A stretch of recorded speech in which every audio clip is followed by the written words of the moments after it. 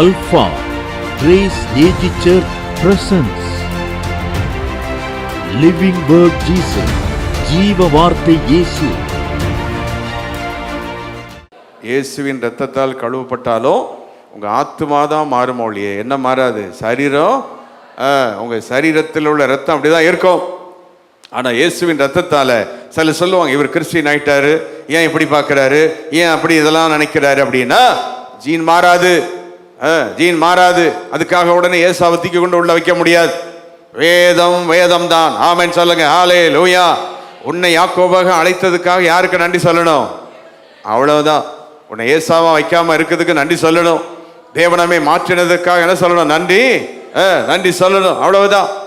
இப்போ ஏசாவின் பரம்பரையில் வருகிற ஆமான், யாக்கோபின் வழியே வருகிற மொர்தெகாய், ரெண்டு பேர் எங்க இருக்கிறாங்க? யூதரின் அரண்மனையில் இருக்கிறாங்க. இப்ப இந்த ஏசாவின் வம்சத்தில் வந்த இந்த ஆகாய் பரம்பரையில் வந்த அமலேக்கியனுக்கு அந்த ஆமானுக்கு என்ன புத்தி அப்படின்னா, யாக்கோபை அழிக்கணும். என்ன அழிக்கணும்? ஏன் அப்படி வந்துச்சு? சின்னதுல யாக்கோபு ஏசா என்ன போட்டவங்க? சண்டை போட்டவங்க. எல்லாரும் சொல்லுங்க, புரியுதா? பைபிள் தெரிஞ்சவங்க இருக்கீங்கல்ல. சின்ன வயசுல ஏசா யாக்கோபு என்ன போட்டவங்க? சொத்துக்கு சண்டை போட்டவங்க.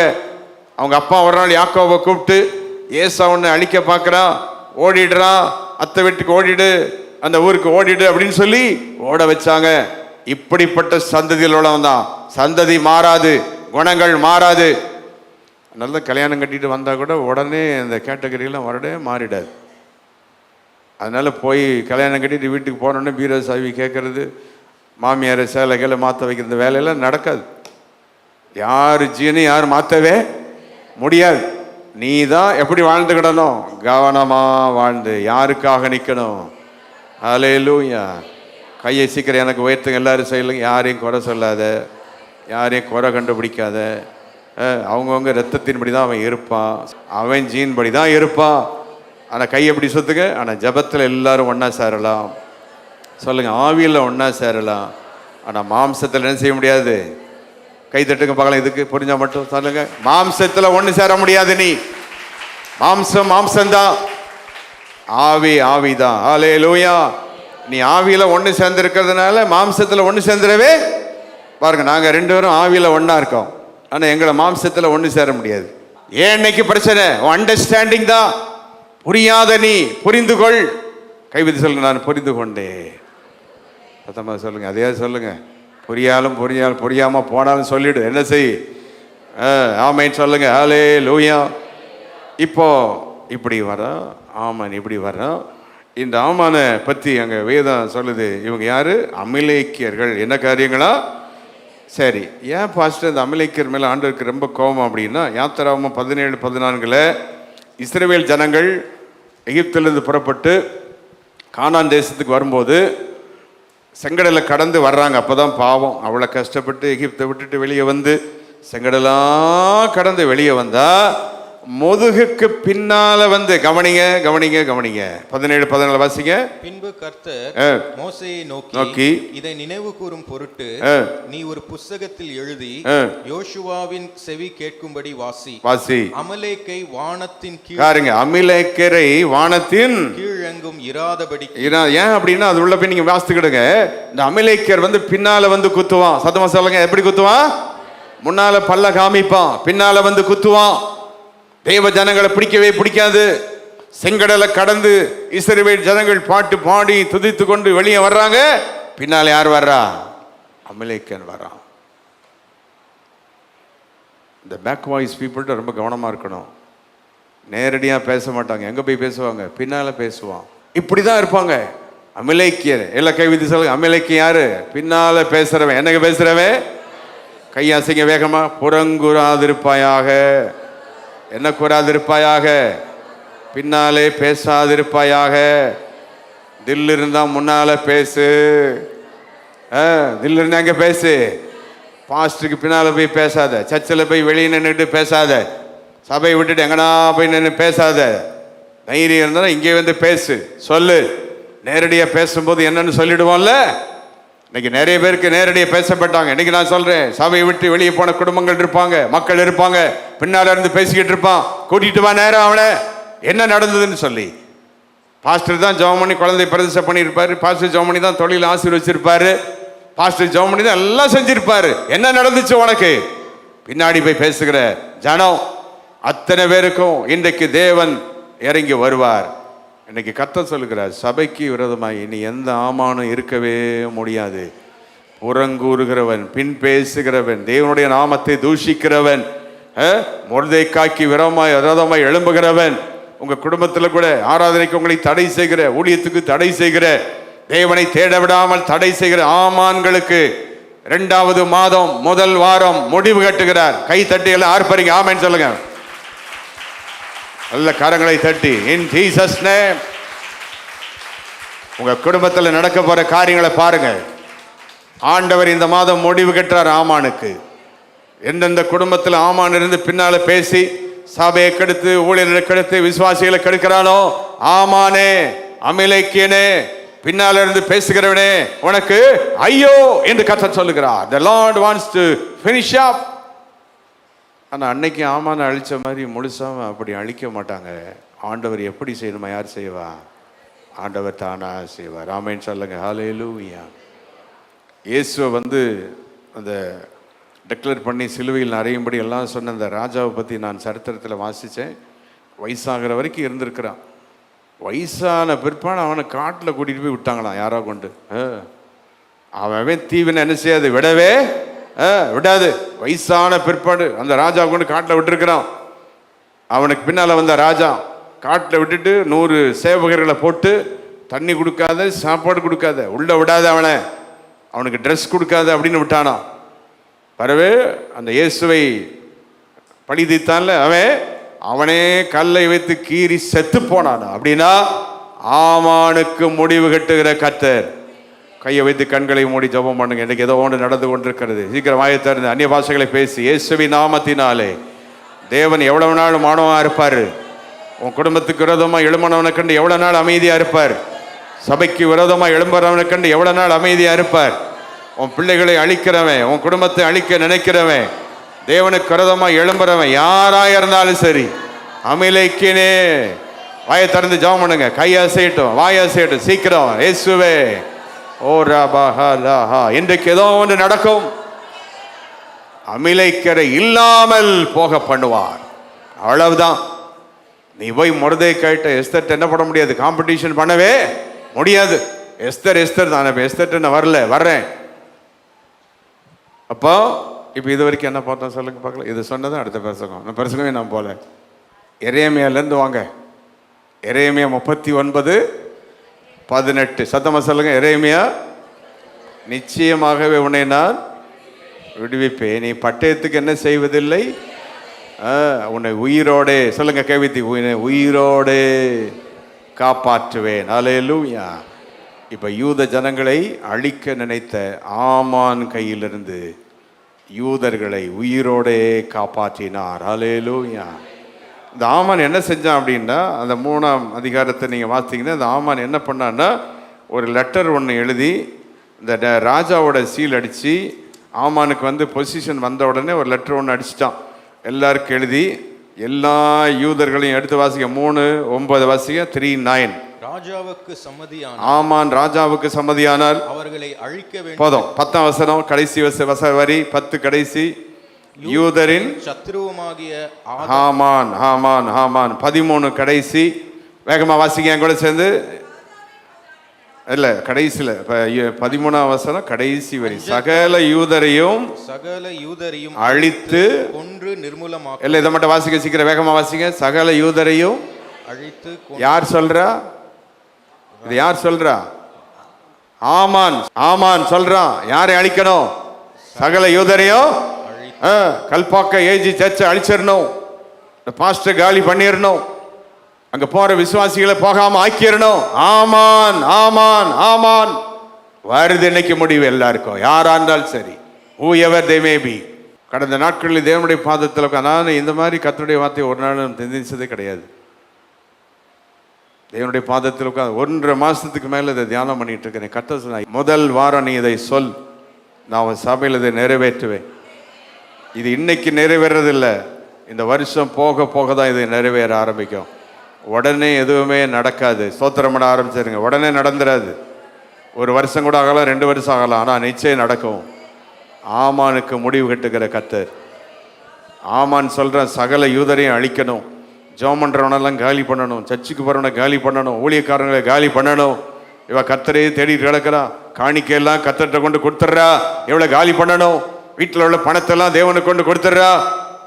உங்கள் குடும்பத்தில் நான் ஆலோசனை சொல்கிறேன். கணவன் மனைவி காணிக்க கொடுத்தா ஒப்புதலோடு காணிக்க கொடுங்க. யாருக்கும் சொல்லாமல் என்ன கொடுக்காதீங்க, காணிக்க கொடுக்கூடாது. பொய் காணிக்க, திருட்டு காணிக்க கொடுக்கூடாது. இங்கே நடந்ததே, ஒரு மனைவி புருஷனுக்கு சொல்லாமல் பில்டிங்க்குன்னு ஒன்று கொடுத்துருக்காங்க, ஏதோ எங்களுக்கு தெரியாது, ஆனால் அதனால குடும்பத்தில் பிரச்சனை. இன்றைக்கு நான் சொல்கிறேன், சபைக்கு எதை செய்தாலும் பப்ளிக்காக சரியாக செய். யாருடைய நாம மகிமைப்படணும். இந்த சபை யாருடையது? எல்லாம் ஆமைன்னு சொல்லுங்க. இதெல்லாம் ஏன் சொல்கிறேன்னா, இந்த வார்த்தை இப்போ நிறைவேற போகுது. நான் டெக்ளேர் பண்ண போகிறேன். இன்றைக்கு எந்த விதத்தில் ஆமான் தேவனுடைய ஜனத்துக்குள் நுழைந்தாலும், எந்த விதத்தில் ஆமான் சபைக்குள் நுழைந்தாலும் கர்த்தர் இனி சும்மா இருக்கவே மாட்டார். இனி வரப்போகிற 25-30 ஆண்டுகள் தொடர்ந்து இந்த அற்புதம் நடந்துகிட்டே இருக்கு. இங்க இருந்து எந்த தொழில் ஸ்தாபனம், வேலை, கர்த்தருடைய பிள்ளைகள், இன்ஸ்டிடியூஷனோ அல்லது தேவனுடைய ஆலயமோ இனி ஆமான் தலை தூக்கவே. கையை தட்டுங்க, நல்ல ஆர்ப்பரிங்க, ஸ்தோத்திரம் பண்ணி இயேசுவின் நாமத்தில் எடுப்போம். ஆமான் cannot come up hereafter from this day onwards. தேவன் இந்த ஆமானை பார்த்தார்.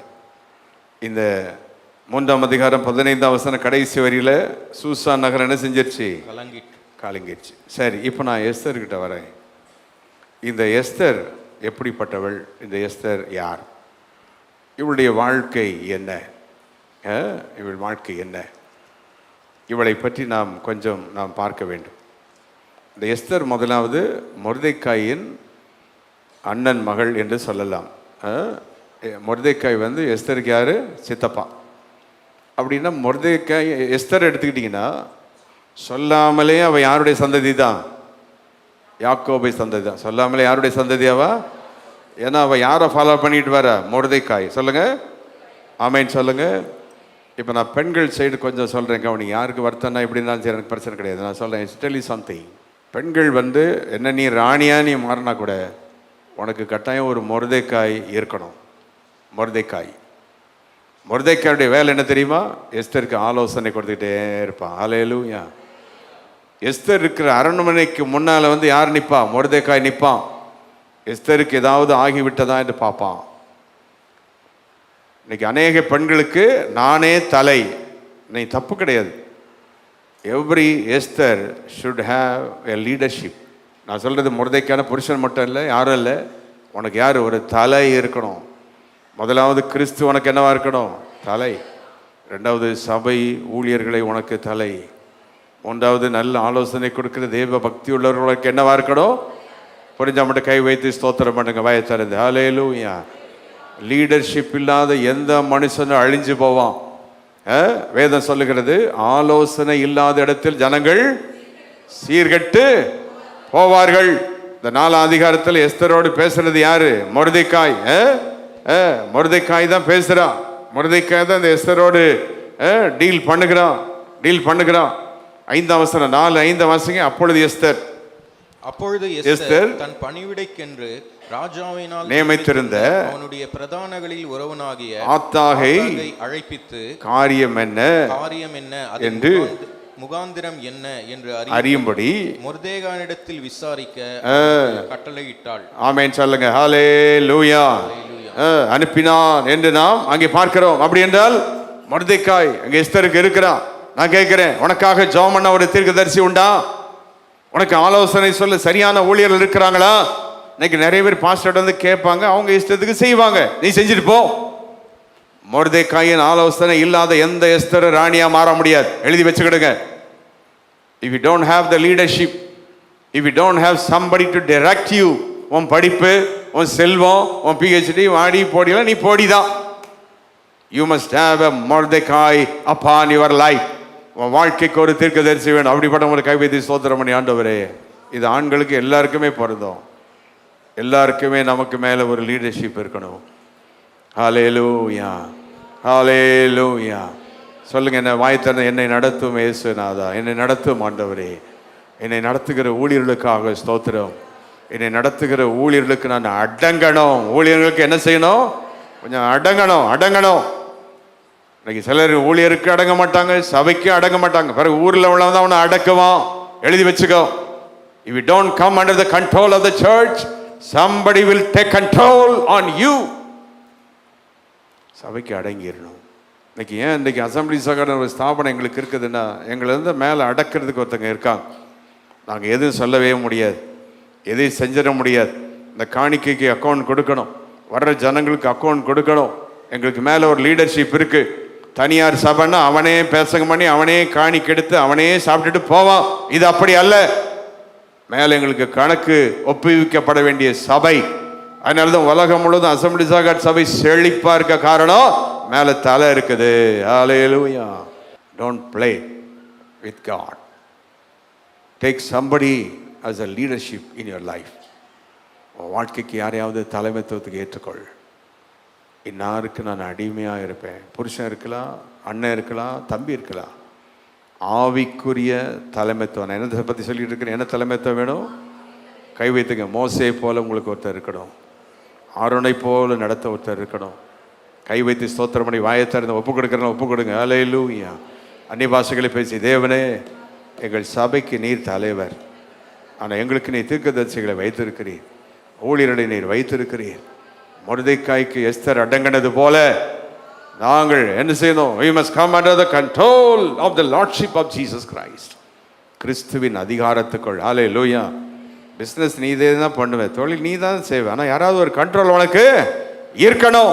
ஜெபம் பண்ணி தான் அந்த கடையை திறக்கணும், ஜெபம் பண்ணி தான் நான் ஆரம்பிக்கணும், ஜெபம் பண்ணி தான் அந்த பணத்தை இப்படி பண்ணணும், இந்த பணத்தில் இத்தனை % இப்படி தான். இதெல்லாம் ஒரு கண்ட்ரோல். இதெல்லாம் ஒரு கண்ட்ரோல் வந்துருச்சுன்னா உன் லைஃப்பில் கர்த்தர் ஆசீர்வதிப்பார். ஹல்லேலூயா. நீங்கள் தான் வேலை செய்வீங்க, சம்பளம் வாங்கி, ஆனால் கண்ட்ரோல் இருக்கணும்.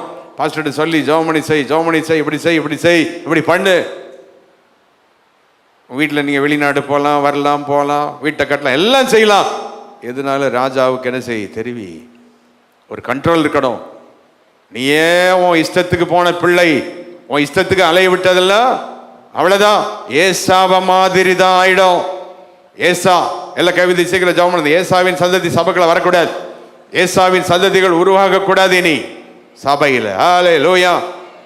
எல்லா கவிதை யாக்கோபின் சந்ததி. எத்தனை உங்கள் பிள்ளைகள் ஜெபம் பண்ணுங்க, யாக்கோபின் சந்ததியாக மாறணும். நீங்கள் யார்களை விட்டுறாதீங்க, ஏசா கிட்ட விட்டுறாதீங்க. ஹல்லேலூயா. அன்னைக்கு கவனிங்க, பழைய ஏற்பாட்டில் ஏசாவை விட்டுட்டாங்க, ஆனால் அன்னைக்கு விட வேண்டிய அவசியம் இல்லை. யார் இருக்கிறா? ஏசு. கழுத்தை பிடிச்சி தேவனுடைய ஆலயத்துக்கு கொண்டு வந்து போடு. வேதத்தில் கைலாகு கொடுத்து கூட்டிகிட்டு வந்தாங்க அப்படின்னு இருக்கு. கைலாகு அப்படின்னா தெரியுமா? யூ மாதிரி கொம்பு இருக்கும், அந்த கொம்பை போட்டு கழுத்தில் போட்டு இழுத்துட்டு வருவான். அவன் ஆத்மாவை தப்பவிக்க செய்ய வேண்டியதை செய்து காப்பாற்று. ஏசாவையும் மாற்றலாம் இன்றைக்கு. யார் காரணத்தினால்? ஏசு இருக்கிறதுனால. கொஞ்சம் ஜெபம் பண்ண கை வைத்து உங்கள் குடும்பத்தில் யாரை மாறணும் ஜெபம் பண்ணு. கை வைத்து, இயேசுவே எங்கள் குடும்பத்தில் மாறாதவர்கள் மாற, கழுத்தில் இந்த கையிலாக போட்டு இயேசுவின் ரத்தத்தில் இழுத்து கொண்டு போட்டு, என் குடும்பத்தில் இந்த சாபம் வரக்கூடாது, ஏசாவின் சாபம் உள்ள நுழையக்கூடாது, வீணான சாபங்கள் வராதபடி, எந்த ஆமானும் அழிந்து விடாதபடி இன்னைக்கு ரட்சிக்கிறமுடைய வல்லமை இருக்கிறதே, அந்த ரட்சிப்பின் வல்லமையை நீர் அனுப்பும். ஹல்லேலூயா. இப்போ கவனிங்க, ஆண்டவர் இந்த யூதருக்கு ரட்சிப்பை கொண்டு வருவதற்கு மொர்தெக்காயை அரண்மனைக்கு கொண்டு வந்தார். ஆண்டவர் ரட்சிப்பை கொண்டு வருவதற்கு எஸ்தரை அரண்மனைக்கு கொண்டு வந்தார். இப்போ சொல்லுங்க, உங்களை ஒரு பொசிஷனில் எதுக்கு வைக்கிறாருன்னா ஏதோ ஒன்றை செய்யதான். புரிந்தால் ஆமேன்னு சொல்லுங்க. ஹல்லேலூயா. எல்லா கவிதை என்ன இந்த நிலையில் கர்த்தர் வச்சிருக்கிறது? யாருடைய ராஜ்யத்திற்காக? உங்களை ஒரு ஆஃபீஸில் வச்சிருப்பார், ஒரு பிஸ்னஸில் வச்சிருப்பார், பணம் உண்டு தாராளமாக இருக்கும், எல்லாமே இருக்கும். எதுக்குன்னா யாருடைய ராஜ்யத்துக்காக. நானே தின்னேன், நானே போனேன், என்னதுன்னு கட்டி எழுந்தினா உன்னோடே நீ போ. ஆனால் தேவனுடைய ராஜ்யத்திற்காக நின்றால் தேவன் எல்லாவற்றையும் கவனிப்பார். ஹல்லேலூயா. தேவனுடைய ராஜ்யத்துக்கு நின்னா, உன் பணம் தேவனுடைய ராஜ்யத்துக்கு போனா, உன் தொழில் தேவனுடைய ராஜ்யத்தோட கனெக்டடா இருந்தா, உன் குடும்பம் கனெக்டடா இருந்தா, ராஜாதை பார்ப்பார், அதை கவனிப்பார். ஐயோ, என் எஸ்தர் இங்க இருக்கிறான், என் மொர்தெக்காய் இங்க இருக்கிறான், ஆமான் என்ன செஞ்சிடக்கூடாது, அழிச்சிடக்கூடாது. உன் தொழிலுக்கு விரோதமா நிறைய ஆமான் இருக்கிறான், உன் குடும்பத்துக்கு நிறைய ஆமான் இருக்குப்பான், சபைக்கு நிறைய ஆமான் இருப்பான். ஆனால் ஆமான நம்மால் நேராக ஒன்று செய்யவே எல்லாம் சொல்லுங்கள் வயது ஒன்றும் செஞ்சிட முடியாது. நீ எந்த மனுஷனையுமே அழிக்க ஒன்றும் செய்ய முடியாது, ஒன்றும் செய்ய முடியாது. யார் தான் கிரியை செய்யணும்? எத்தனை பேர் ஒப்பு கொடுக்கலாம்? ஆமேன்னு சொல்லுங்க. ஹலே லூயா. நீ உன் பிள்ளையெல்லாம் கழுத்தை முடிச்சு மாற்றிட முடியாது, அவன் ட்ரெஸ்ஸை நீ மாற்றிட முடியாது. அவனை கொண்டு என்ன பண்ணினாலும், குடிக்கிறவனை கொண்டு அங்கே சேர்க்குறீங்க, நத்திங் டூயிங்.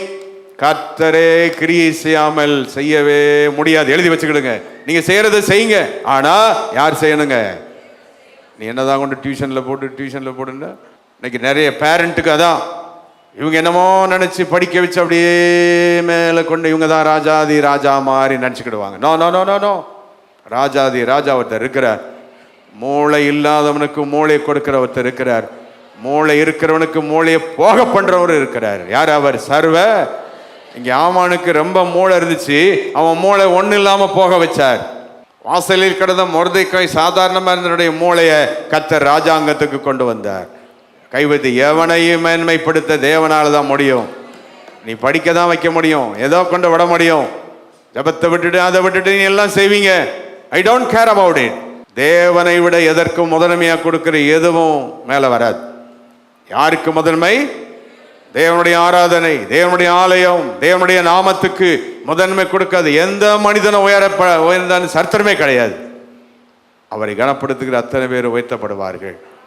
கை வைத்து ஒப்பு கொடுங்க எல்லாரும். வாயை திறந்து புரியுதோ புரியலையோ, வேணுமா வேண்டாமோ, ஆலயத்தில் இருக்கிறபடினாலே, இந்த சேர்ல உட்கார்ந்து இருக்கிறபடினாலே கரங்களை வைத்து ஒப்பு கொடுத்து, தேவனே என்னை ஒப்பு கொடுக்கிறேன், இந்த வார்த்தைக்கு என்னை அர்ப்பணிக்கிறேன். I come under the control of the kingdom of God. Hallelujah. தேவனுடைய ராஜ்யத்தின் அதிகாரத்தில் நான் வருகிறேன். ஆமென். இப்போ கவனிங்க, ஏற்கனவே ராஜாக்கு ஒரு மனைவி இருக்கிறா, அவள் பேர் வஸ்தி. கொஞ்சம் கவனிங்க, இதெல்லாம் நான் சொல்லாமல் இருக்க முடியாது, வேதத்தில் எல்லாம் எழுதி வச்சிருக்காரு கர்த்தர். இந்த வஸ்தியை ஒரு நாள் கூப்பிட்டு டான்ஸ் ஆட சொன்னால் அவன் ஆட மாட்டேன் அப்படின்ட்டா. ஆனால் ராஜாவுக்கு பிடிக்கல, கோவம் வந்துருச்சு. ஆனால் வஸ்தி செஞ்சது கரெக்ட் வேதத்தின்படி. நான் இப்போ பெண்களுக்கு சொல்கிறேன், புருஷன் சொல்கிறான் அப்படின்றதுனால எல்லா இடத்துலையுமே என்ன செஞ்சிட முடியாது. நான் இங்கே பார்த்து சொல்லிக்கிறேன், ஆர்கனை பார்த்து சிலர் சொல்லுவாங்க, எங்கள் வீட்டுக்கார் சொல்லிட்டா சொல்கிறது நல்லது தான். இந்த ராஜா வஸ்தியை எதுக்கு கூப்பிட்டான் அப்படின்னா, எல்லா ராஜா அந்த மினிஸ்டர்ஸ் எல்லாம் குடிச்சிட்டு உட்காந்துருக்கிறான். வஸ்தியை பயங்கரமான ஒரு ட்ரெஸ் போட்டுட்டு இப்படி ஆட சொல்கிறாரு. அவள் சொல்லிட்டா நோ நோ நோ அப்படின்ட்டா, அப்படின்னு சொல்லிட்டா. ஆனால் அவனை தள்ளிட்டான், விட்டான். ராஜா தள்ளியாச்சு. ஆனால் எல்லா தீமையும் ஆண்டவர் என்னவா மாற்றி விட்டுருவார், ஏதோ நன்மையாக மாற்றிடுறாருன்னு வைங்க, அது ஒரு பக்கம் இருக்குது. ஆனால் அதே நேரத்தில் அவளும் அப்படி கிடையாது. ஆனால் இங்கே ஆண்டவருடைய திட்டம் என்னென்னா, ராஜாவுடைய அரண்மனையில் யாரை கொண்டு வரணும்? எஸ்தரை கொண்டு வரணும்.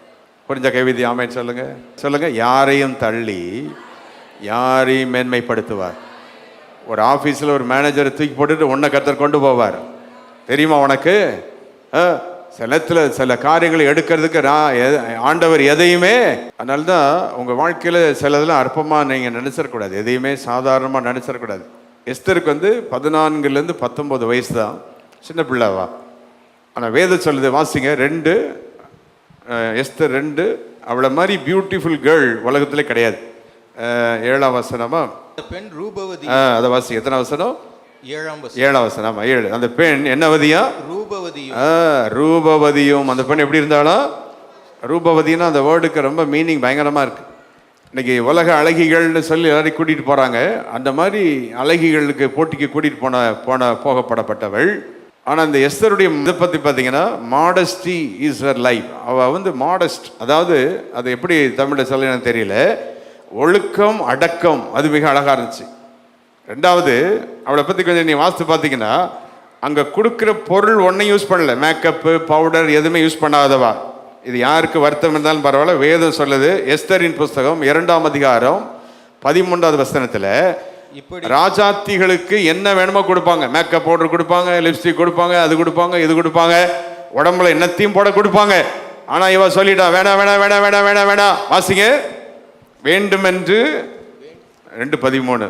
இப்படி ஜோடிக்கப்பட்ட பெண் கவனிங்க, ஜோடிக்கப்பட்ட பெண் ராஜாவினிடத்தில் பிரவேசிக்கிறதற்கு கன்னி மாடத்திலிருந்து தன்னோடு கூட அதை மட்டும் வாசிக்க, தனக்கு வேண்டும் என்று அதை கான்டெக்ஸ்ட் பண்ணுங்க. தனக்கு வேண்டும் என்று கேட்பதெல்லாம் என்ன செய்யப்படும்? அவளுக்கு கொடுக்கப்படும். ஆமா, டெக்கரேட்டிவ் கடையெல்லாம் உலகம் முழுவதும் இருக்குது.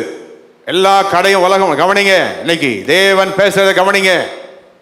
எல்லாமே இருக்குது, உண்மைதான். 15ஆம் வசனம் வாங்க. ஆனா எஸ்தரோ, இன்னைக்கு ஏன் நீ உயர்த்தப்படணுமா?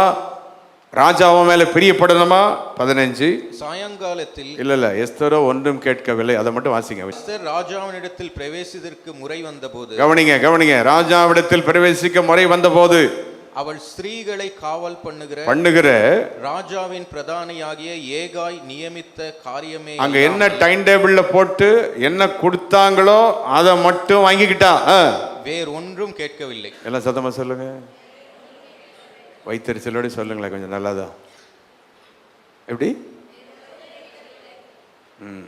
இன்னைக்கு எத்தனை பேர் வீட்டில் சண்டை போட்டுட்டு இருக்காங்க பார்த்தீங்களா? அத்தை கொடு, ஆணையை கொடு, இத்தை பார்த்துட்டு அத்தை போடுங்க, இத்தை போடுங்க. இது எஸ்தருக்கு மட்டும் இல்லைங்க, இருக்கிற அத்தனை பெண்களுக்கும் கர்த்தர் சொல்லுகிறார், அவன் வேற ஒன்றும் கேட்கவில்லை. வேதம் சொல்லுது அவள் ஒன்றும் கேட்கவில்லை. இவர் பிரசங்கத்தை முடிச்சு வீட்டுக்கு போனால் நல்லா இருக்குமே. எவ்வளோ பேருக்கு இப்போ ஜெபம் பண்ணிகிட்டு இருப்பாங்க. நான் ஏன் போகிறேன்? நான் என் வீட்டுக்கு போகிறதுக்கு நாள் இருக்குது, அது வரைக்கும் இங்கே தான் இருப்பேன். சொல்ல வேண்டியதை சொல்லிட்டு தான் போவேன். அவளுக்கு என்ன வேண்டும் என்றாலும் கேட்கலாம். கொஞ்சம் ஜெபம் பண்ணுங்க. ஒன்றும் கேட்கவில்லை. ராஜா என்ன கொடுத்தாரோ அதை மட்டும் அவன் அக்செப்ட் பண்ணா. அதுக்கு மேலே அவன் ஒன்றும், ஏன்னா she is a modest girl. Modesty is the style. உங்களுக்கு தெரிஞ்சுருங்க, சிம்பிளிசிட்டி. பெரிய பணக்காரங்களும் எப்படி தான் இருப்பாங்க. ஆமாம், நிறை குடம் என்ன செய்யாது, நீங்களே சொல்லிக்கிடுங்க. குறை குடம் தான் என்ன செய்யும், இருக்குதுன்னு காமிக்கிறவங்க தான் எல்லாம் இருப்பாங்க. சிம்பிளாக இருக்கிறவங்க தான் மாடஸ்ட் பீப்புள். இப்போ நான் சொல்கிறேன், எஸ்தரை தேவன் ராணியாக மாற்ற, எஸ்தரே தெய்வம் கிருபை கொடுத்தார், ஞானத்தை கொடுத்தார், அழகை கொடுத்தார். புரிஞ்சா மட்டும் கைவைத்தி ஆமைன்னு சொல்லுங்க. உனக்கு ஒரு வேலை கொடுக்கணும், தேவனை என்ன கொடுப்பார்? ஞானத்தை கொடுப்பார். அந்த இன்டர்வியூவில் உன்னை பாஸ் பண்ண வைப்பார். அந்த இன்டர்வியூ எடுக்கிற ஆட்கள் மேலே தயவு கிடைக்க வைப்பார். இதெல்லாம் யார் செய்கிற வேலை? ஹல்லேலூயா. தேவனை நம்பி தேவன் தரணுன்றல கையை நல்லா உயர்த்தி கேளுங்க. ஆண்டவரே, எஸ்தரை உயர்த்தினவரே, இன்றைக்கு நீர் வாழ்கிறீர். ஷம்தாடா பக்கபா ஆவியில் அறிஞ்சு வாயை திறந்து, என்ன நீ பண்ணாலும் வர வேண்டியது நியாயமானதான் வரும் உனக்கு. ஆனால் தேவனுடைய அழகை பெற்றுக்கொண்டால் ஹல்லேலூயா.